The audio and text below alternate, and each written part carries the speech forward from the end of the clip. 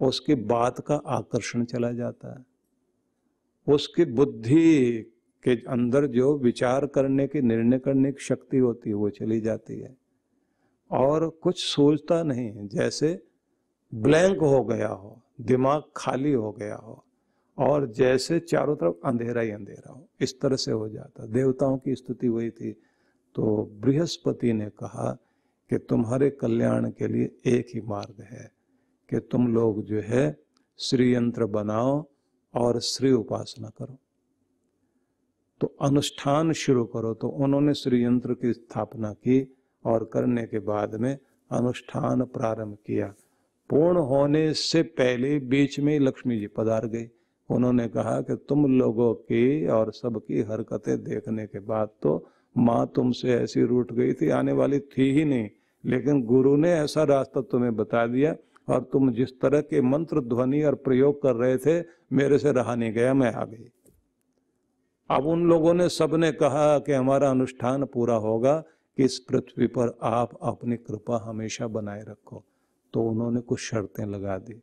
अब वो शर्तें बहुत अलग अलग तरह की हैं, लेकिन मैं केवल इतना ही बताना चाहता हूं कि यदि हम लोग जो है अपनी सारी साधना को श्रद्धा भाव से करते हैं, कल्याण होता है। लेकिन बात इतनी सी कह दी जाए तो भी बात नहीं बनेगी, आपको थोड़ा सा और इसका बारीक रूप भी बताना पड़ेगा। इसके सूक्ष्म रूप के लिए मैं बता देता हूं कि जिस समय वे लोग जो है लक्ष्मी जी लुप्त हो गई थी और श्री साधना करने के लिए बृहस्पति ने कहा था, तो उन्होंने साथ में कहा कि ध्यान रखना त्रयोदशी, जिसको धनतेरस बोलते हैं, धनतेरस वाले दिन जो है श्री यंत्र की स्थापना करना, और फिर तुम जो है साधना करो। तो उनको 3 ही दिन हुए थे और लक्ष्मी जी आ गए। वो दिवाली वाला दिन है, चारों तरफ दिए जल पड़े और सब लोगों ने कहा लक्ष्मी का आगमन हो गया। और उनके आगमन के लिए ही कि लक्ष्मी जी आए कैसे, तो कहा गया पवित्र स्थान पहले बना लेना चाहिए, पवित्रता में वास करती है। इसलिए लोग क्या करते हैं, अपने घर का दारिद्र्य निकालते हैं, पहले ही महीनों पहले ही अपने घर की साफ सफाई करते हैं, स्वच्छता लाते हैं, प्रकाश लाते हैं, सुगंध लाते हैं, और सारी चीजें ठीक करने के साथ लक्ष्मी माता के आगमन की तैयारी होती है। तो त्रयोदशी वाले दिन जो है, जो धनतेरस है, धन लक्ष्मी आए उस दिन। इसलिए मैंने कहा ना आपको कि थोड़ी सी और बारीक बात बताऊं मैं आपको, क्योंकि जब तक आप उसके रहस्य तक नहीं जाएंगे तब तक उसका मजा नहीं आता।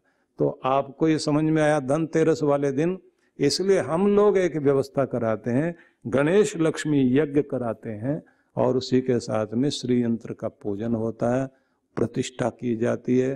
प्रतिष्ठा करने के साथ में श्री यंत्र को जो है वो दिया जाता है, और श्री यंत्र को जिन जिन के घर में जाए उन लोगों को अपने सिर के ऊपर जो है कलश रख करके, कलश के ऊपर जो है एक ढक्कन रखा हुआ होता है, उस ढक्कन में भी चावल है, उस चावल के ऊपर जो है उस श्री यंत्र रखा हुआ है, और उसके ऊपर जो है वो आम्र पल्लव है, और फिर जो है श्रीफल रखा जाता है। श्रीफल जो है इसी को आप जो है नारियल बोलते हैं। तो जो नारिकेल फल है उसको ऊपर रखने के साथ में पति पत्नी दोनों कलश को लेकर के घर में स्थापित करते हैं, और घर में स्थापित करके उसके बाद उस श्री यंत्र को स्थापित किया जाता है। तो सभी जितने भी यंत्र हैं उनमें सबसे ज्यादा महत्वपूर्ण माना जाता है जिसे हम कहते हैं ये स्फटिक का श्री यंत्र, शुद्ध अवस्था में हो, या तो फिर सोने का होना चाहिए। जो अपने घर में सोने का बना सकते हैं तो बहुत अच्छी बात है, और अगर वो नहीं है तो चांदी का बनाओ। लेकिन चांदी वाले में एक मुश्किल ये होती है कि चांदी जो है बस वही है जो कहते हैं ना 4 दिन की चांदनी फिर अंधेरी रात। तो ये 4 दिन तक तो जो है मतलब थोड़े दिन तक तो चांदी चमकती है, उसके बाद वो काली पड़ जाती है। तो काली जैसे ही पड़ जाती है, क्योंकि श्री यंत्र में ये माना जाता है अगर इसकी रेखाएं मिट गई तो यंत्र को पूजना छोड़ दीजिए, हटा दीजिए, दूसरा लाइए। दूसरा ये है कि श्री यंत्र की एक श्री साधना होती है जिसमें आप आज्ञा चक्र पर इसका प्रभाव लाते हैं, तो उसको बोलते हैं वरदान सिद्धि विद्या। उसको गुरु से सीखना होता है। जो लोग इसको सीख लेते हैं तो उसके बाद में पूरे जीवन भर उनका हाथ कभी खाली नहीं रहता। तो एक बार हम लोगों ने थोड़ा सिखाया भी था, कुछ लोगों को सिखाया था, क्योंकि उसके लिए हमने कहा था कि इसके लिए तो हम पहले सेवा कार्यों के लिए भेंट के लिए बोलेंगे कि वो रखो, तभी तो पता लगेगा, नहीं तो ऐसे तो भीड़ लगा के सब आके खड़े हो जाएंगे। श्री माता के सम्मान को ध्यान में रखकर ये तो बहुत पहले परीक्षा तो लेनी पड़ेगी कि कौन लायक है कौन लायक नहीं है। तो जब आप ओम श्रीम ह्रीम श्रीम कमले कमलालय प्रसीद प्रसीद श्रीम ह्रीम ओम महालक्ष्मी नमः जैसे बोलते हैं, सामने श्री यंत्र को रख करके और पूजन करने के लिए बैठते हैं, तो उस समय आपको श्री सूक्त का पाठ करना है। श्री सूक्त का पाठ करने के साथ साथ में आपको लक्ष्मी सिद्धि के मंत्रों का पाठ करना, फिर उसका ध्यान करना है। तो सबसे ज़्यादा महत्वपूर्ण है कि अगर आप अपने घर में स्थिर लक्ष्मी की प्राप्ति के लिए कुल के अनुसार आगे यंत्र चलता रहे, तो फिर सही स्फटिक का श्री यंत्र घर में रख लीजिए और उसका ठीक विधि से पूजन करना चाहिए। देखिए, कोई भी चीज आपकी जब तक उसकी ठीक विधि से प्राण प्रतिष्ठा और उसके लिए यज्ञ ना हो, तब तक वो एक साधारण सा पत्थर का टुकड़ा या किसी धातु का टुकड़ा तो हो जाएगा, लेकिन उसे आप ये नहीं कह सकते कि ये आपकी बहुत बड़ी शक्ति बन सकता है। शक्ति तभी बनेगा जब उसमें प्राण प्रतिष्ठा की जाए। इसलिए ये जो 108 कुंडों के बीच सभी की मंत्र ध्वनि के साथ यंत्र को जागृत किया जाता है और फिर उसमें गुरु भी आकर के अपनी ओर से प्रार्थना करके स्पर्श करके और फिर उसे प्रदान करते हैं, तब उस यंत्र को आपने जागृत तो कर लिया, लेकिन उसका सम्मान करना है। आपको अपने घर में किस तरह से लाना ले जाना है और जिस जगह पर उसे स्थापित करना है वो स्थान हमेशा पवित्र रहना चाहिए। नहीं तो लक्ष्मी माता बहुत ही चंचला है, उनका नाम ही एक नाम तो चंचला है। उनको कमला कहा जाता, कमल से प्रकट हुई है और कहते हैं जब प्रकट हुई तो लंगड़ा करके चली, और लंगड़ा करके चली तो वो ये ध्यान नहीं रखती, लंगड़ाता हुआ व्यक्ति जो सहारा लेता है किसी का भी, तो वो सहारा लेते भी किसी के भी साथ में सहारा ले करके आगे बढ़ जाती हैं। तो इसलिए ये लक्ष्मी माता की बड़ी विचित्र बात है कि वो लायक है या नहीं है, योग्य है या नहीं है, सबके यहाँ होती हुई आगे चली जाती हैं, चमक सब जगह दिखा देती हैं। लेकिन श्री जो है ऐसे नहीं आती है। श्री का अपना नियम है, जब तक आप योग्य नहीं होंगे तब तक वो आपके की शोभा बनाएगी ही नहीं, शोभायमान होता है नहीं, तो जैसे आती जहां से आती वहां चली जाती है। और इनकी स्तुति करना तो बहुत नियम के अनुसार जरूरी है। नहीं स्तुति करोगे तो आपके हृदय में प्यार नहीं जागेगा, क्योंकि स्तुति का फल माना जाता है, कोई भी स्तुति करते हैं उसका फल है प्रीति का जागना, प्रेम का जागना। जब आप कोई तारीफ करते हैं ना किसी की, तो तारीफ करने का मतलब होता है, एक तो होते हैं जो चाटुकार लोग होते हैं, मतलब निकालने वाले लोग जो हैं, जो किसी की तारीफ करके और उसे गड्ढे में गिरा रहे होते हैं, उनके हृदय में कोई भी स्तुति करते कोई प्यार नहीं जागता। वो तो क्या निकालना है इससे उसका प्यार जागा हुआ होता है। नहीं तो स्तुति का अपना एक फल माना जाता है कि प्रशंसा करते करते तुम्हारे अंदर आकर्षण इतना आ जाए कि जिसके प्रति आप गुणगान कर रहे हैं उसके प्रति सम्मान प्रेम आकर्षण इतना बढ़ जाए कि आपको लगे कि मैं इसका हो जाऊं और ये मेरा हो जाए। ऐसा भाव जब आप लेकर प्रार्थना स्तुति या किसी का कीर्तन करते हैं, तारीफ करते हैं, तो उसमें अतिशय भाव और प्रेम जागना चाहिए। भगवान का, जगदम्बा का या किसी देव शक्ति का गुणगान करते समय आपके हृदय में प्रेम जागृत होना चाहिए।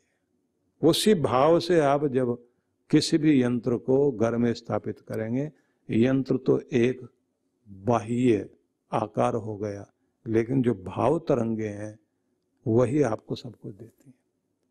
फिर कैसे मांगना है इसकी भी विधि है, वो मांगना भी आना चाहिए। इसलिए श्री साधना और श्री विद्या, इसके लिए तो बहुत बहुत लोग बड़े ढंग से इसकी साधना करते हैं। आसान बात नहीं, लेकिन फिर भी मैं आपसे कहूँगा सामान्य रूप से आप लोगों को इसको अपने घर में स्थापित करना ही चाहिए। और अगर हो सके तो श्री यंत्र लेकर के आप बेल के वृक्ष के नीचे बैठकर वहां पर अपने पुरुष सूक्त का, श्री सूक्त का, लक्ष्मी सूक्त का पाठ करते हुए और फिर ध्यान करना चाहिए, और उसके बाद में श्री यंत्र का पूजन करें तो वो बहुत जल्दी जल्दी उससे जो है लाभ हो जाता है। इसलिए श्री यंत्र को विधि विधान के साथ में स्थापित करना चाहिए। जिन घरों में ये ठीक से स्थापित हो जाए, समझ लेना चाहिए कि आने वाले समय तक के लिए घर के अंदर समृद्धि रहेगी।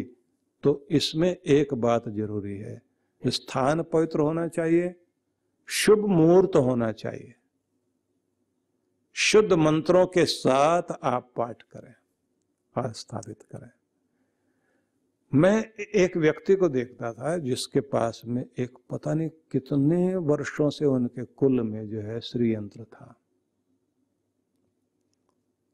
तो वो व्यक्ति बड़े अच्छे साधक थे और उन्होंने कहा था कि राजस्थान में थे वो, कि ये मैं किसी को दे के जाऊंगा आगे, क्योंकि साधक थे।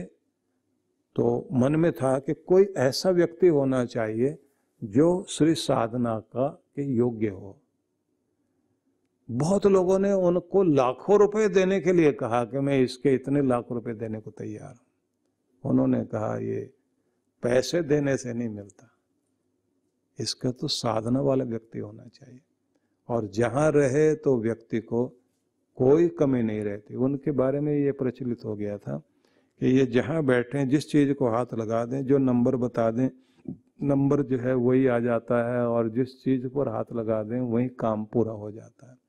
लेकिन मैं आपको ये कहना चाहूंगा कि इसका प्रभाव बुद्धि और कौशल पर आता है, कर्म करने की शक्ति पर आता है, और बरकत पड़ने लग जाती है। लेकिन लक्ष्मी माता की स्तुति करने का तरीका जरूर आना चाहिए, क्योंकि प्रशंसा तो वो चाहती है,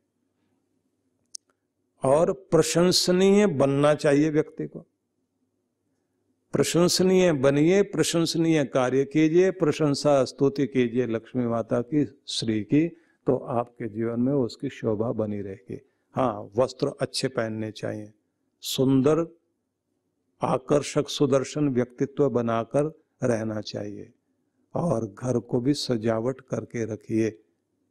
सुगंध भी आपको थोड़ा प्रयोग करना चाहिए, और साधक बनना चाहिए, तो श्री जो है कृपा करती है। नहीं तो फिर ऐसे हो जाता है कि जैसे जो है कहा जाता है ना कि लक्ष्मी माता जो है वो नारायण भगवान से थोड़ा दूर जाके खड़ी हुई थी, और इधर जो है शनिदेव विष्णु भगवान के पास आए, और उन्होंने आकर के कहा, महाराज इस दुनिया में जो है ना, ज्यादातर जो आपका नाम जपते हैं वो दुख के कारण जपते हैं। परीक्षा मैं लेता हूँ दुनिया की, क्योंकि मैं न्याय का कार्य करता हूँ, लोगों का हिसाब किताब रखता हूँ। तो जैसे मैं न्याय करने लग जाता हूँ तो दंड की व्यवस्था सामने आने लग जाती है। जैसे दंड व्यवस्था सामने आने लग जाती है तो लोग रोते हैं, चिल्लाते हैं और कहते हैं हे भगवान बचाओ, तो वो आपकी शरण में आते हैं। इसलिए जरा आप हमें आशीर्वाद दीजिए और हमारे लिए दो अच्छे शब्द कहिए। तो उन्होंने कहा कि तुम्हारी बड़ी शोभा है शनिदेव। जैसे इतना कहा तो शोभा, श्री का अति शोभा होता है। तो लक्ष्मी माता वहां से भागी, बोले अगर इसकी शोभा है, ये श्री वाला है, तो फिर हम क्या हैं। शनिदेव ने कहा कि प्रभु ये कहना चाहते हैं कि शनि तुम अच्छे लगते हो। बोले फिर हम नहीं अच्छे लगते क्या? हो गया विवाद। और लक्ष्मी माता जिद करके खड़ी हो गई, पहले बताइए कि शोभा वाला कौन, ये या हम? श्री तो नाम हमारा है। और फिर इसने कहा कि प्रभु कह रहे हैं कि तुम अच्छे लगते हो, तो फिर हम नहीं अच्छे लगते क्या? कौन अच्छा लगता, पहले निर्णय हो जाना चाहिए। तो उसके बाद में भगवान नारायण ने कहा कि दोनों के दोनों जाओ और सामने एक सुंदर वृक्ष खड़ा है पीपल का, उसको छू करके आओ। तो शनि का अपना नियम है, शनै शनै गच्छति इति शनि, तो जो धीरे धीरे चलता है। आएगा घोड़े की रफ्तार से। दुख जो है जब भी आता है तो स्पीड से आता है, और जब जाता है तो चींटी की गति से जाता है। दुख जाते हुए जो है धीरे धीरे जाता है। लक्ष्मी माता जो है उनका नाम तो चंचला है, वो तो विद्युत है। बड़ी जल्दी से गई और पेड़ को हाथ लगाया, वापस आई, और ये लंगड़ाता लंगड़ाता बेचारा भी आधे तक ही पहुंचा था। तो उसको लगा, गुस्सा आ गया शनि को, एकदम चालाकी हो गई हमारे साथ। तो उन्होंने अपनी पत्नी का पक्ष ले लिया। उनको पता था मैं चलूंगा धीरे धीरे, पेड़ पर हाथ लगाने के लिए बोल दिया। उसने कहा महाराज आप निर्णय जरा सोच समझ के लीजिए। अब नारायण भगवान ने सोचा ये भी अड़ियल आदमी है, अगर ये कहीं रुक गया तो पहले तो ये 2.5 साल रुकता है, अगर ज्यादा मूड आ गया तो 7.5 साल तक रुकता है। 7.5 ही होती है ना, शनि की 7.5 हो जाए या शनि की ढैया हो जाए, और जहां ये खड़ा हो जाए वहां के काम खराब करता ही करता है। वो बोले महाराज आप रुक जाइए, अभी हमें समझ नहीं आई बात। नारायण भगवान ने कहा वहीं रुके रहो और हम निर्णय दे रहे हैं। तो शनि की पीठ और लक्ष्मी जी आ रही हैं। तो नारायण भगवान ने कहा शनि तुम बहुत शोभायमान होते हो और बहुत प्यारे लगते हो, लेकिन कब? जब तुम जा रहे होते हो। और लक्ष्मी तुम सुंदर लगती हो, बहुत अच्छी लगती हो, लेकिन तब जब तुम आ रही होती हो। क्योंकि शनि आता हुआ अच्छा नहीं लगता और आप जाती भी नहीं अच्छी लगती, इसलिए शोभा तो दोनों की है, पूरी पूरी है। इसलिए सबको ये ध्यान रख लीजिए, शनि जाता हुआ जैसे पता लग जाए ना शनि जा रहा है, बस दुख कटने ही वाला है, परेशानी जाने वाली है, आदमी को मजा आने लग जाता है, गुदगुदी होने लग जाती तभी। और जैसे पता लगे कि अब लक्ष्मी जी आने वाली, वहीं से गुदगुदी शुरू हो जाती है। लेकिन फिर भी ये ध्यान रख लीजिए कि हर एक व्यक्ति को स्तुति करना, प्रशंसा करना, गुणगान करना, ये तो जरूरी है। इसी रूप में भजन गाए जाते हैं, कीर्तन किए जाते हैं, आरती वंदन किया जाता है, और यही सबके कल्याण के लिए आवश्यक भी है। तो इसलिए आप सबको ये निवेदन करना चाहूँगा कि भगवती की कृपा पाने के लिए श्री यंत्र अपने आपे में एक बहुत बड़ा यंत्र है, और इसका शुभ मुहूर्त में बैठ करके प्रत्येक व्यक्ति को उपासना करनी चाहिए। हाँ, आपके घर में अगर श्री यंत्र है तो इस पर पीला फूल चढ़ाएं तो बहुत अच्छा है। कुमकुम भी अर्पित की जाती है। दक्षिण भारत के मंदिरों में श्री यंत्र जो है वो रखा हुआ होता है, विशेष रूप से जहाँ लक्ष्मी माता का कोई मंदिर है तो वहाँ सामने जो है श्री यंत्र रखा होता है, और उसके ऊपर कुमकुम चढ़ाई जाती है, और वहीं से थोड़ी सी कुमकुम जो है लोग अपने साथ पुड़िया में कागज में लेकर आते हैं, जिससे हर दिन जो है माथे पर तिलक लगाया जा सके। तो ऐसे ही अपने घर में आप जो है उस पर कुमकुम चढ़ाने के बाद थोड़ा सा तिलक लेकर के माथे पर लगाएं। जब किसी दिन कोई शुभ अवसर हो या किसी महान कार्य के लिए जा रहे हो तो आप 2 फूल चढ़ाएं, पीले फूल। एक को उठाकर अपने पॉकेट में रख लें, पहले उसे माथे से लगाना चाहिए, फिर पॉकेट में लगा कर रख करके फिर जाना चाहिए। एक चीज और ध्यान रख लीजिए कि जो मैंने आपसे कहा कि चांदी का श्री यंत्र जो है जब आप लेते हैं तो वो काला पड़ जाता है। तो 2 चीजें हैं, एक तो है कि उसे आप जो है सोने की पॉलिश करा लें, तो प्रत्येक वर्ष आपको कराना पड़ेगा। 1 साल तक तो कम से कम जो चल ही जाता है। 1 साल तक स्वर्ण पॉलिश युक्त अगर आपके पास में है तो उसकी चमक जो है वो चांदी का श्रीयंत्र है, सोने की उसमें पॉलिश है, तो वो आपके लिए बहुत लाभकारी होता है। लेकिन अगर स्थापित करने के लिए आप रखना चाहते हैं तो आपको चाहिए कि आप या तो तांबे का, सोने का, चांदी का रखना है तो फिर उसकी स्वच्छता का, उसकी चमक का रोज ध्यान रखना पड़ेगा।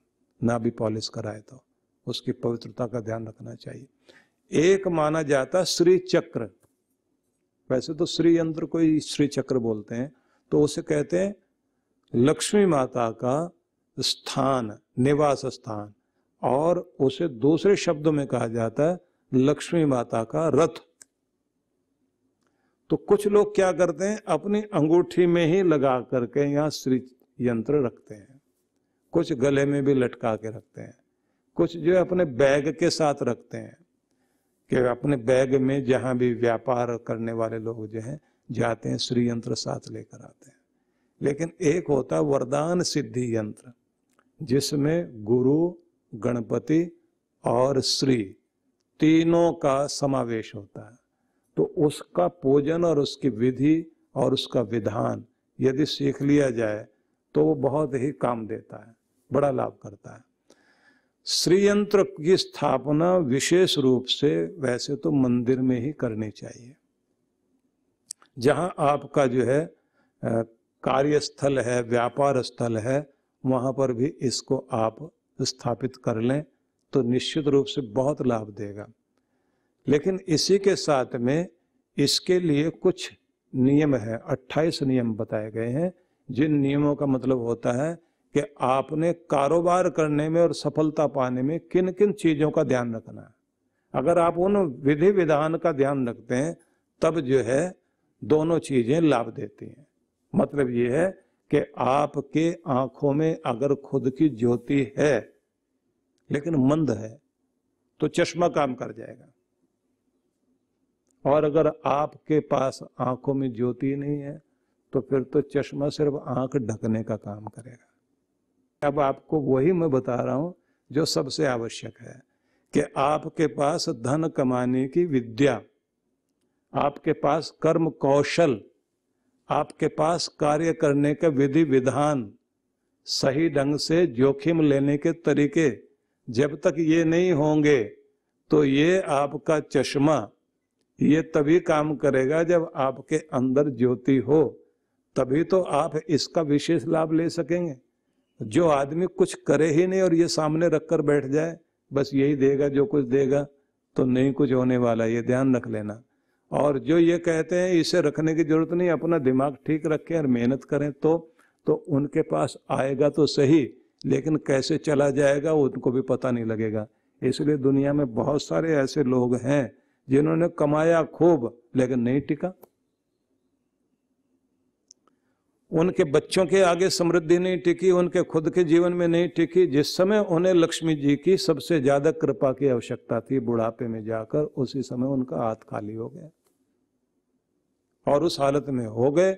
अभी 3 दिन पहले की एक न्यूज थी जिसमें कहा गया कि लंदन में रहने वाला भारत का एक स्टील का बहुत बड़ा व्यापारी, उस व्यक्ति के साथ समस्या हुई कि एक कोई डील करने के बाद में वो बेचारा खुद सड़क पर आ गया, और उसका ये कहना है कि अब केवल मेरे पास भारत में 1-1.5 करोड़ रुपए का अपना एक कोई स्थान है, कोई प्लॉट होगा या कुछ भूमि होगी या कुछ बना हुआ होगा। बोले अब मेरे पास वही रह गया, जिसके पास सैकड़ों नहीं हजारों करोड़ थे, एक झटके में गया। जा तो किसी के पास भी सकता है, कोई भी समृद्धि चली जाएगी, लेकिन जब तक आपके पास वो कौशल नहीं होगा दिमाग में और ऊपर वाले की कृपा नहीं होगी तो गए हुए को वापस ला नहीं सकते आप। क्योंकि हर जीवन में 3 अवसर मिलते हैं ऊपर उठने के, और 3 अवसर ऐसे होते हैं जब आपके पास रहा हुआ सारा का सारा वापस जा रहा होता है।